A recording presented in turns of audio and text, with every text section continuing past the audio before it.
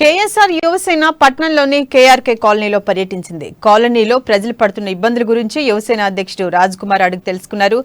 కంది శ్రీనివాసరెడ్డి తరపున తాము కాలనీలలో గడప గడపకు తిరుగుతూ సమస్యలను తెలుసుకుని అధికారుల దృష్టికి చేరవేస్తామన్నారు. అటు తాము రోడ్డు సౌకర్యం లేక చాలా ఇబ్బందులు పడుతున్నామని కాలనీ వాసులు ఆవేదన వ్యక్తం చేశారు.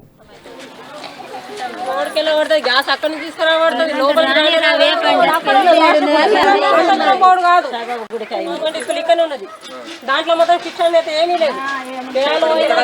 అది కూడా సరిగ్గా జరగడం లేదు.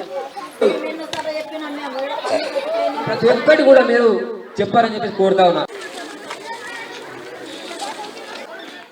ఏమి చేయని ఒక కౌన్సిలర్ ఇక్కడికి వచ్చి వీళ్ళని ఓట్లు అడగని ఏ అధికారంతో ఏ హక్కుతోని వీళ్ళని ఓట్లు అడుగుతున్నాడు, ఏ అధికారంతో వీళ్ళ ఓట్లు పొందే ఆయనకి ఏ హక్కు ఉందని చెప్పేసి నేను అడుగుతా ఉన్నా.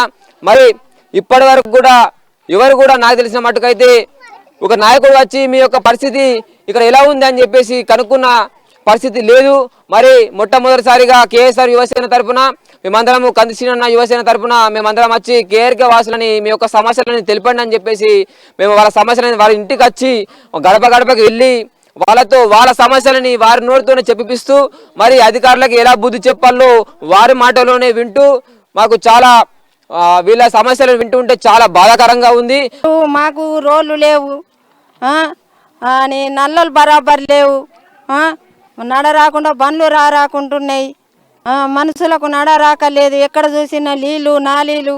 ఇది ఎట్లా మరి మాకు ఈ గల్లీలుండి పెద్ద పరిశాన్ ఉన్నది మాకు.